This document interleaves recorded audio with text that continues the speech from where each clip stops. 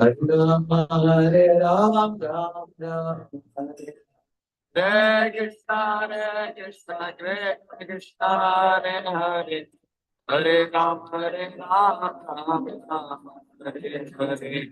Radha Gopal ki jai, Shri Jagannath Baladev Maharaj ki jai, Shri Govardhan ki jai, Shri Prabhupada ki jai.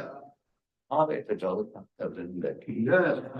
Radha Ram Sankirtan ki jai. I go there. Om Jnana Chakshurvanmilitam Yena Tasmai Shri Gurave Namaha Shri Chaitanya Manobishtam Sthapitam Yena Bhutale Swayam Rupam Talamyam Radhati Swapadantikam Vandeham Shri Guru Shri Radha Shri Guru Vaishnavamsya Shri Rupam Sagradatam Sahadranathamritam Tam Srivam Advaitam Sarvadutam Pariyanasahitam Krishna Chaitanya Devam Shri Radha Krishna Padam Sahagana Shri Vishakhantaramsya Namaha Vishwadaya Krishnaya Bhutale Srimate Bhaktivedanta Swami Niti Namaste Saraswate Deve Gauravani Pracharine Devvishesha Punyavadi Ashtatadeshikari Panchakalpatakshya Sindhusmya Vacha Vaidana Abhinebhyo Vaishnayo Namo Jaya Shri Krishna Chaitanya Prabhu Nityananda Shri Advaita Gadadhara Shri Vasadi Gautama Vrinda Hare Krishna Krishna Krishna Hare Hare Hare Rama Hare Hare. Today I'm giving the question answers. You all have been hearing about Anukul Jasa Sankalpa and Janamas. Here are about 10 questions the devotees have asked. We'll try to answer as many of them as possible. How to balance spiritual life and material life during post-graduation job search? Whether it is job search, or you are already engaged in a job, or you are studying for a competitive exam, everybody has only same amount of hours, 24 hours in a day. And nobody has 28 hours or 40 hours. So within that available time, one has to find out how we can balance our spiritual life and material life. You see, one of the most important things is the prioritization.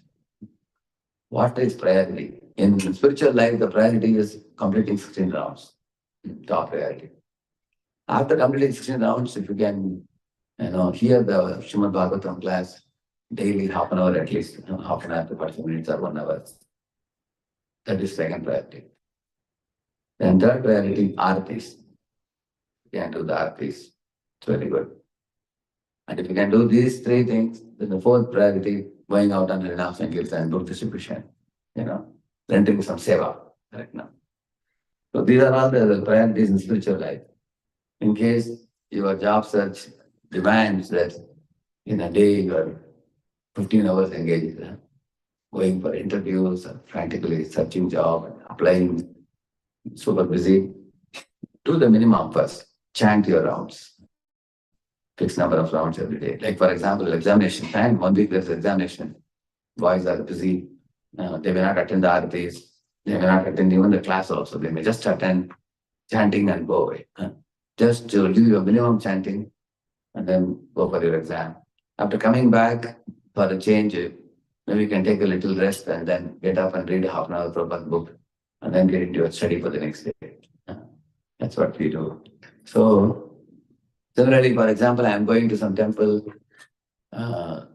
Then morning I will get up and chant my rounds and then board the plane or the train and then do the Mangalarti in the moving vehicle.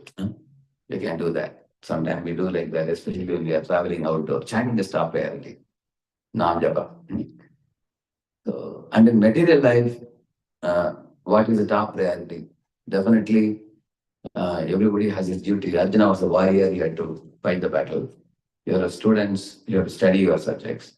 Somebody is job holder, he has to take care of job. And somebody is a family man and a job holder. Middle life means he has to take care of both. Take care of family, take care of job. So these are the priorities. And in taking care of job and priority means the boss has to be happy. The company. That's the basic criteria. For example, two boys joined the same company in Pune. And one boy was very nicely connected to boss. He went and told the boss that, sir, in November I have yatra coming up for 15 days. I need holidays. But every weekend I'm ready to come and work. If you want me Saturday, Sunday, I can come even for 2 months, 3 months. I can finish the project. And then if you permit me, I will go for yatra.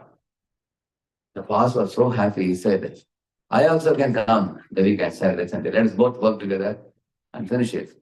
In 1.5 months, they finished it. All the important work. They worked very hard on the weekend. And the boss, when the yatra came, in fact, boss reminded him, hey, you didn't go for yatra and, you were telling, he said, yes, sir, tomorrow I'm going, he said. So they both had a good understanding. So the boss and subordinate, they're like elder brother and younger brother. There was another devotee who joined the same company. He thought I will tell some lie and go to yatra. So he didn't do additional work, he didn't do. When the yatra time came, he said, he went and cried to the boss saying that my grandmother has passed away. Next year, he said, my grandfather has passed away. He said, third year, he said, grandmother has passed away. He said, hey, last year, the grandmother. No, this is from mother's side. This is from father's side, he said. And the boss became suspicious. Why only the November month only it happens? Then the boss found out that nobody has died in his family. He said, for you to take leave, you are making them die. So then the boss, once the distrust comes, after that, it's very difficult to win the heart rate. So therefore, anyway, anybody who is sincere, even in material life, one will be able to balance. You have to please the boss surely, and boss is pleased when the job is done. And if the job is done with quality, and if the candidate is willing to extend sometimes, sacrifice sometimes, and one is respectful to boss, one is ready to run. Sometimes boss says, I'm running, you also run with them. Sometimes he's saying, I'm relaxing, you also relax, you relax. So these are all attitudes in job. If one can make the boss convinced that I am with you, I am working for you, I want to see you happy, I can extend, I can sacrifice, and I respect you, and also I'll be transparent with you. And in this way, even if you are not a great expert in your field, anybody who is ready to work hard, anybody who is ready to be polite and respectful to the boss, understanding his needs, and anybody who understands the priority in the job and does it, they easily win the heart of the boss actually in material life. Similarly, at home, the family people like wives, children, parents, and all, they have certain expectations. Most important thing is, we have to. One of the things that makes people angry with us is we forget things. We promise and we forget. We don't keep the promises. Another thing is we take them for granted, whether it is boss or the family members, we take them for granted. Another thing is we tell lies. Another thing is you also can see that. So the three aspects of relationship: love, trust, and respect. If you give respect, and if you are affectionate and well behaved with them, and also you earn the trust by transparent behavior, you can see that it's possible for us to win the trust and place the trust. Then balancing life, in balancing priorities, learning prioritization is most important. And those people who don't waste time with these 12 items which we discussed yesterday, Atyahana, Prayasa, Prajalpa, and all that, they get a lot of time, they can balance very easily. There are three things we all spend time for. One is Krishna consciousness. Another is material duties. And the third is Sangra duty. So we have to nullify which one out of the three? The third one, the more and more you reduce self gratification, you will be able to easily balance mental and spiritual life. Many people are doing a lot of things devotees, because they have thrown the sense gratification away. Tamasena indriya prita, it is said. So that is this art of balancing spiritual material. Second question. So you mentioned that in the beginning, bhakti can be very painful, but later it becomes blissful. How long does this difficult phase usually last? Or what should our mindset be during this time? I often expect things to stabilize, but the struggles keep on increasing, which leads to frustration. You see, even a very, very beginner devotee can be very blissful. It is not that, one has to be frustrated necessarily in the beginning. Because I'm a beginner devotee, I must be frustrated. Things like that. I have seen devotees who have a lot of affection for senior devotees, who have a lot of faith in the deities, and those who are eager for rendering service, and who feel ISKCON is like a home. They feel very happy coming to temple, surrounded by devotees, chanting that. So they're happy. These devotees are very, very new and they're ecstatic.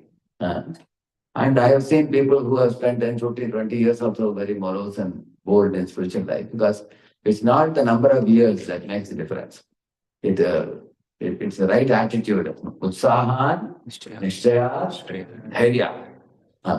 These are the three most important things. One should be enthusiastic in any field.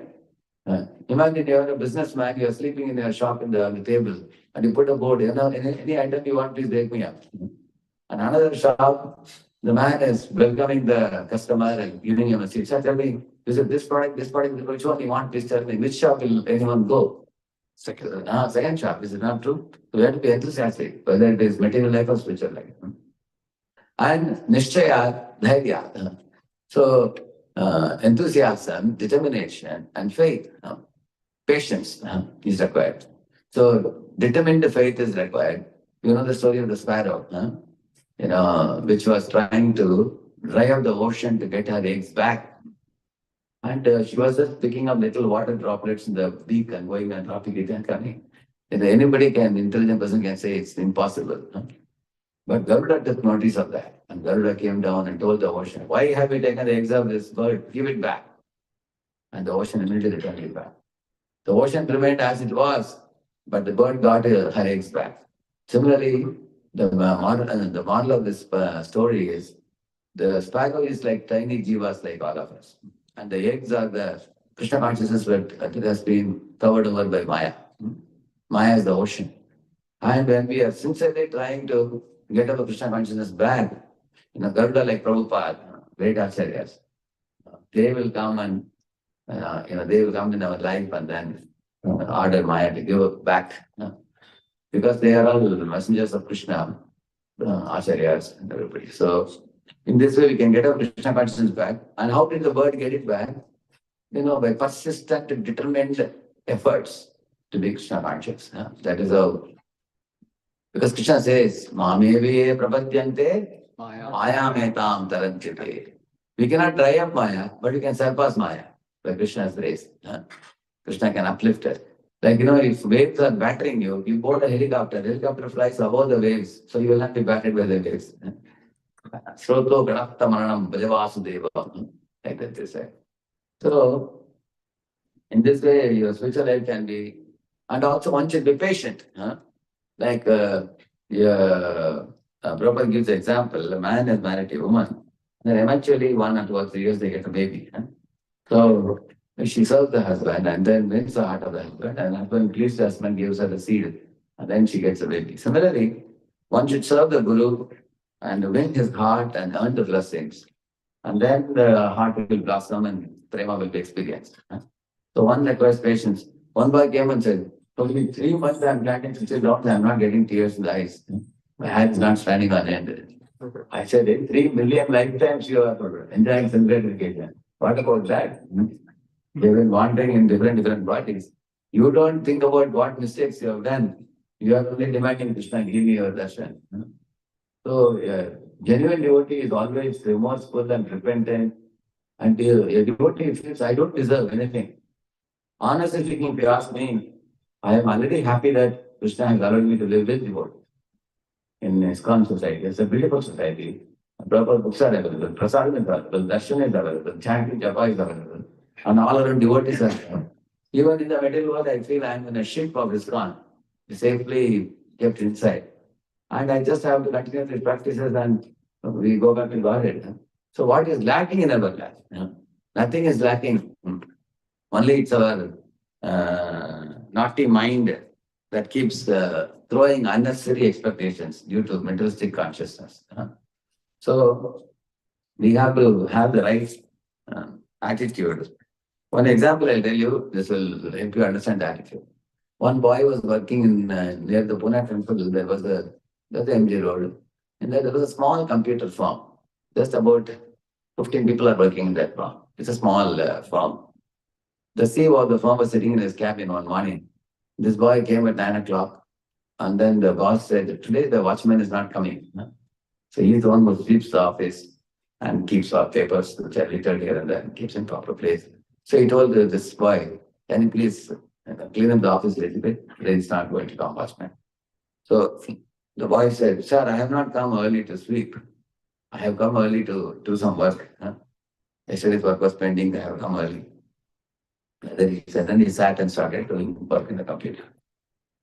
And after that, sometime after 5 minutes, he saw some sound was coming. He turned around and saw the CEO. The CEO was himself sitting with coat, suit, boot, tie, and everything was sitting. The boy was feeling a little uneasy. He thought, hey, he's sleeping. He thought, should I help him or not? On one part of the mind told him, better pick up the broomstick and help him. Another part said, already I have denied it. Now how can I again pick it up? So he looked at it like this and then turned on continued working. And then in the evening he came and asked me, Prabhu, what I did, was it right or wrong? I asked him, what do you think? He said, I'm feeling a little guilty. Something I did, something wrong. So then I told him, they say, it's a small office like a family. The 12, 15 people are working. If your boss tells you to sweep, one day if you sweep and clean up, it's not a big loss for you. He said, Prabhu, today if I do, then he will tell me to do it every day. He will treat me like a peon. He said, I don't think he will do that. You are an engineer and he will treat you with dignity. And every day the watchman has been doing. Peon has been doing it every day. I don't think he would treat you like this. And this is a small courtesy. When he requested you, you could have done. I told him. So next day morning he was fired from the job because of lack of attitude. So you can see that these kind of situations come in our life also. How we deal with people and situations. You are not going to lose your dignity or prestige by sweeping the office once in a while if the CEO is requesting you. So even Pratap Rudra Raja is sweeping in front of the Rath cart of Jagannath to declare to the world that Lord Jagannath is the Lord of the universe and I am not the king. I am not the king of Odisha, Lord is the king. So sometimes a great personality performs a humble act that makes him even more greater. So like that I told him later on. So now why did I make that point? Here you asked the question about, bhakti can be painful. Now I am not saying bhakti can be painful. Krishna is telling in the 18th chapter, 37th verse, he says that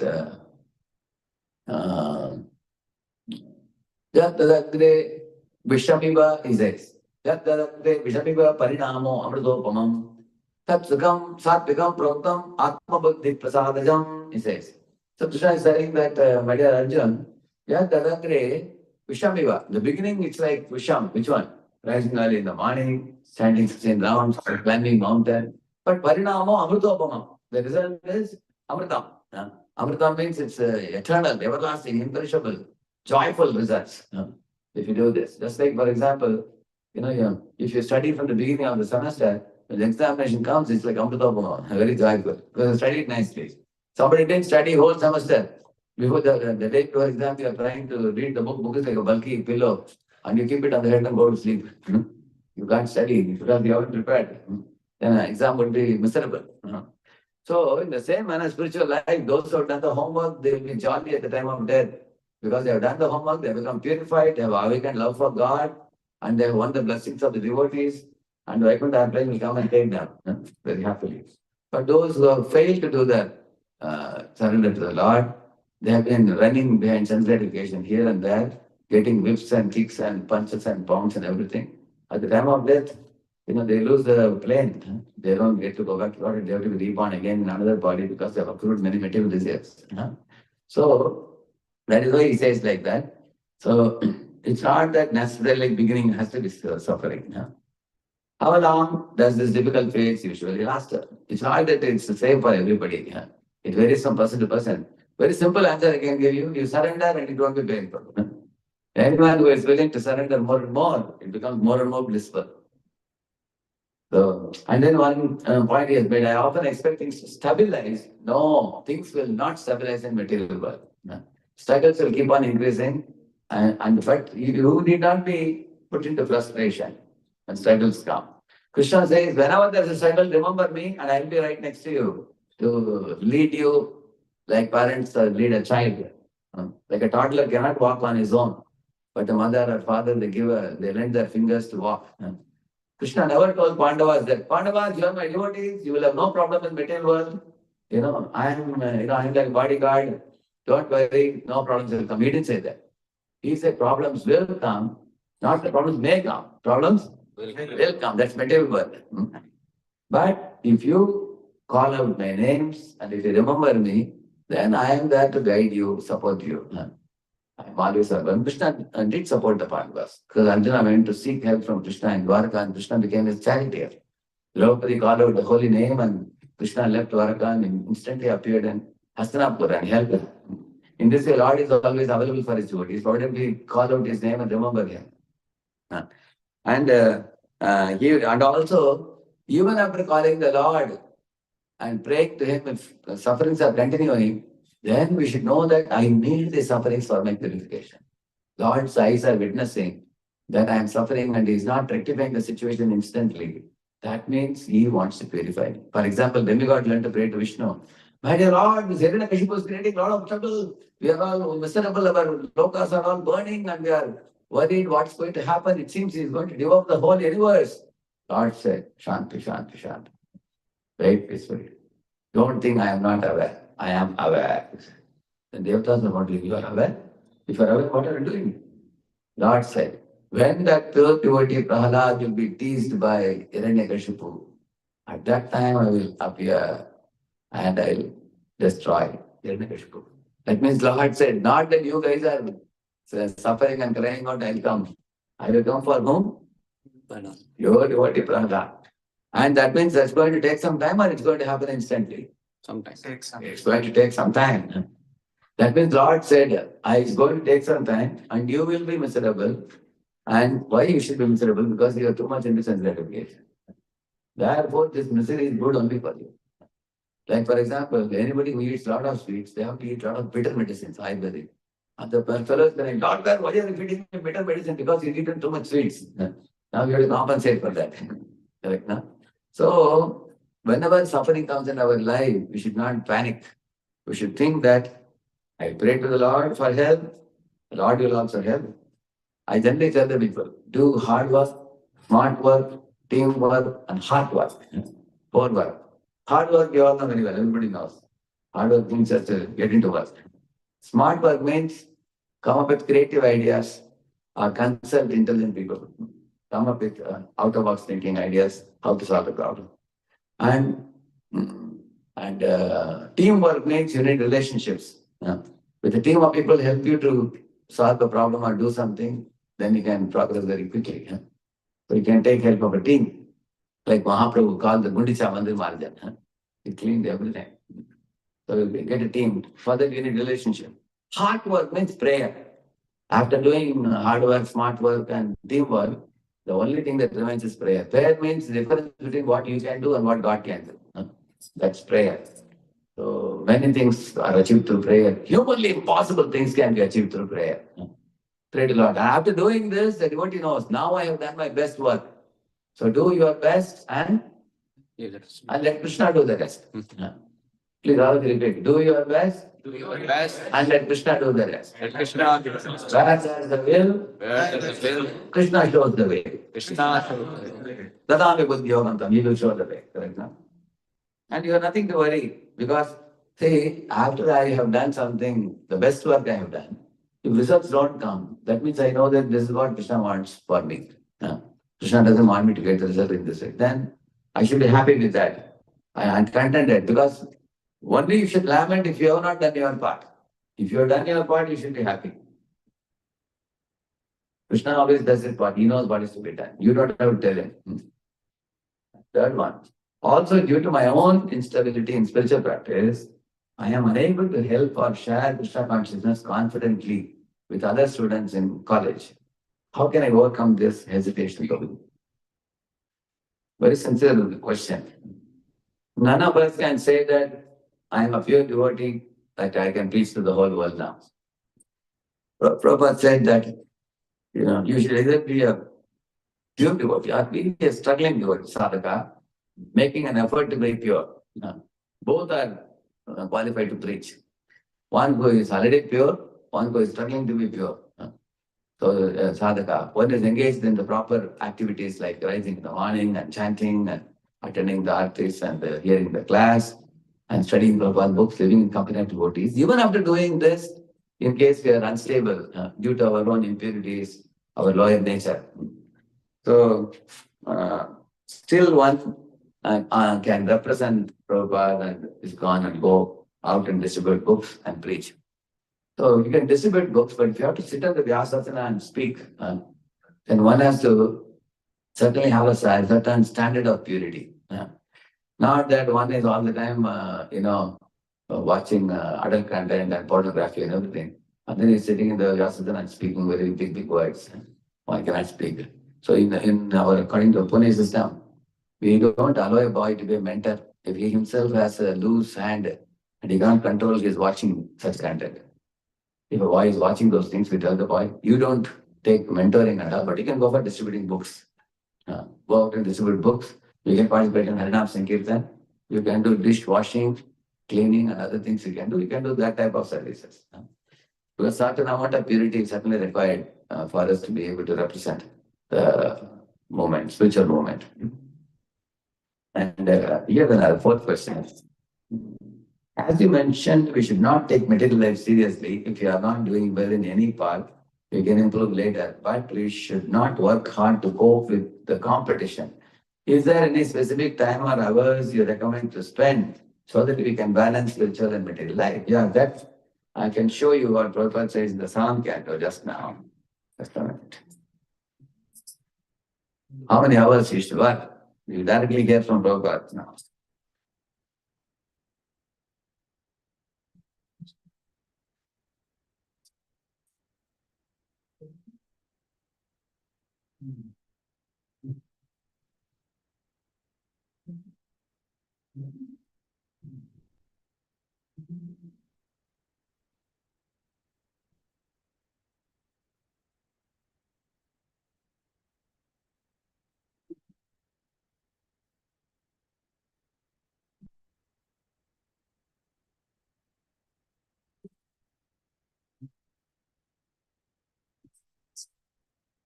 Yeah, and you can see this. Who has a mic with you?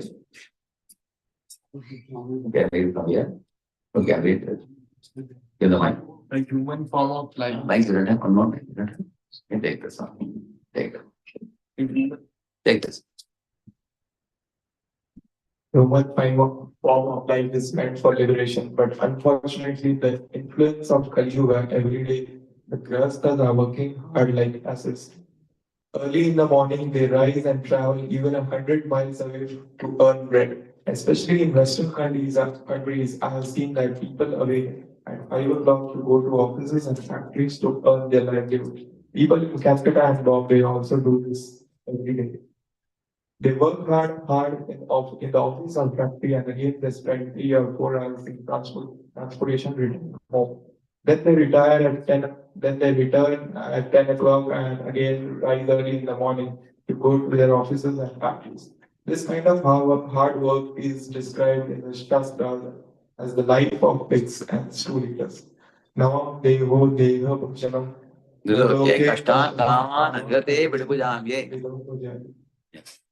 Of all living entities awarded who have accepted material bodies in this world, one who has been awarded this human form should not work hard day and night simply for self gratification, which is available even for dogs and hogs that eat stool. One must find time for hearing Srimad Bhagavatam and Bhagavad Gita. This is Vedic culture.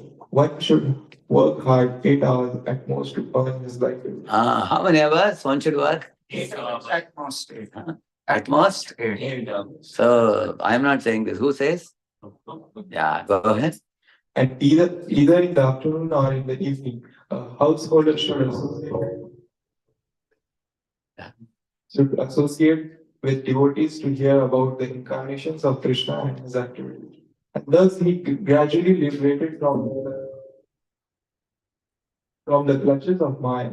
However, instead of finding time to hear about Krishna, the householders, after working hard in the offices and factories, find time to go to a restaurant or a club where instead of hearing about Krishna and his activities, they are very much pleased to hear about the political activities and Of demons and not devotees. demons and non-devotees, and to enjoy sex, wine, women, and meat. And in this way waste their time. This is not Grihastha life, but demonic life. The Krishna consciousness movement, however, with its centers all over the world, gives such fallen and condemned persons the opportunity to hear about Krishna. Yeah. So this is, you note down the number 7.14.3.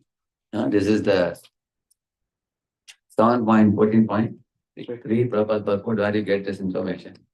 So you should learn from Paramanand Prabhu how one should manage one's life. And he was a student of MIT, and later on he became a very big businessman, and he became initiated devotee, Gopal Maharaj, and he knows the art of balancing profession, balancing family, and balancing one's devotions. All the three. You would like to say some words, Prabhu? Give it. Yeah, the mic. Hare Krishna Prabhu. Such a pleasure to be here. I tried to get here on time for the class, but the traffic was too sorry. I don't know that I know the art of balancing Prabhu. That 8 hours a day is very difficult for me to. I actually had a question, Prabhu. Certain endeavors, of course, going to a restaurant club that we don't do. We associate with devotees. Yeah. We read the Bhagavatam. We have a daily Bhagavatam reading book. We have been doing for many years. But still, How do you do that daily, despite your big business?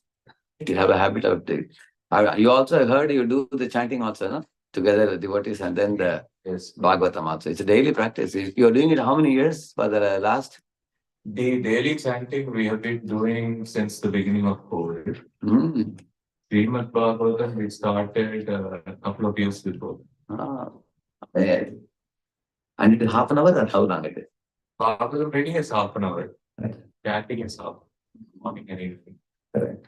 But for certain endeavors, Prabhu. And morning and evening, both times you have morning Bhagavatam, evening Bhagavad Gita, I think, is it? No, morning chanting, evening Bhagavatam. That's Like a this, yes, yeah. small group of people who used to be college students. They are now older and they are working. They all join. Yeah.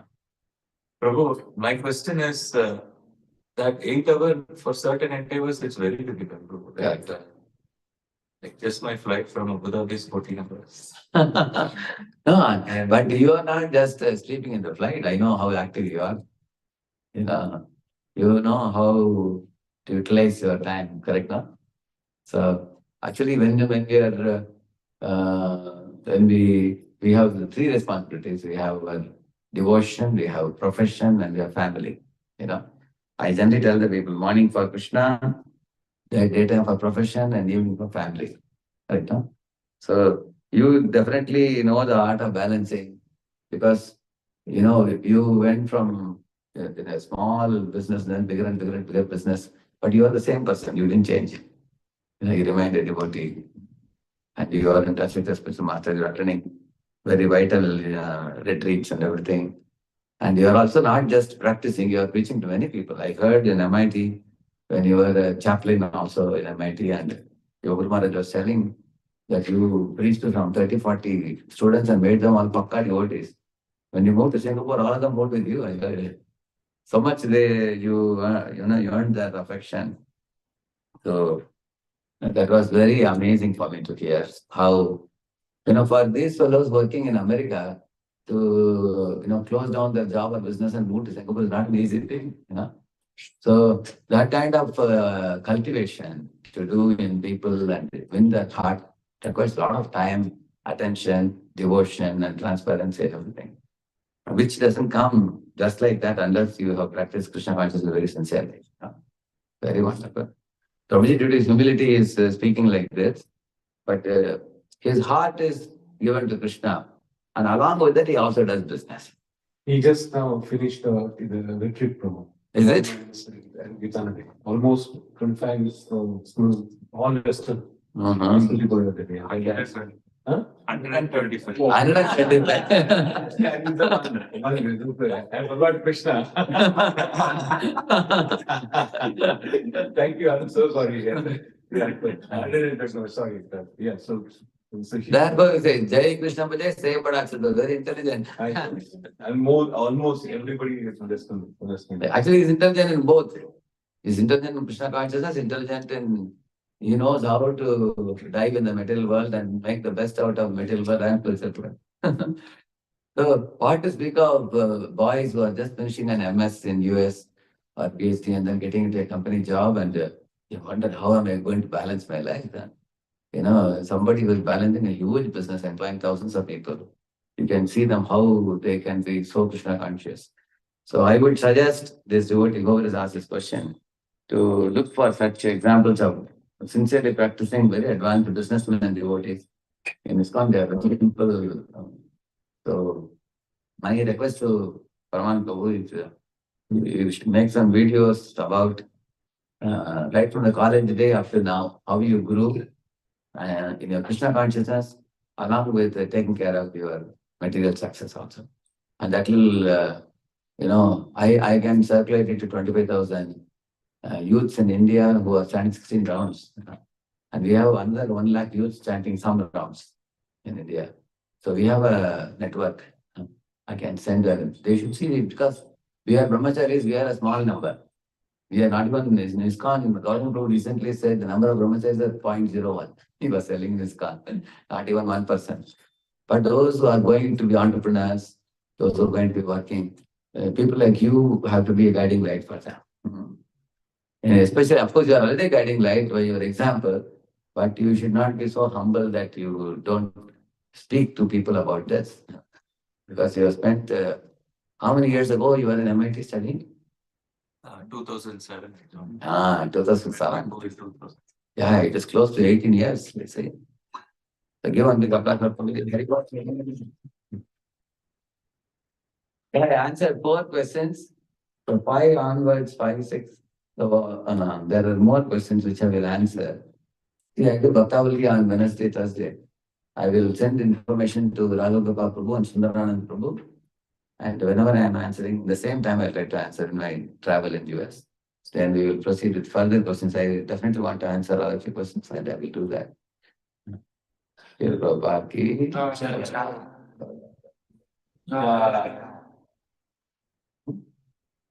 Radheshyam Prabhu ki jai. Big darshan. You can show them darshan. Let's welcome Paraman Prabhu. We'll have to chant it pretty good.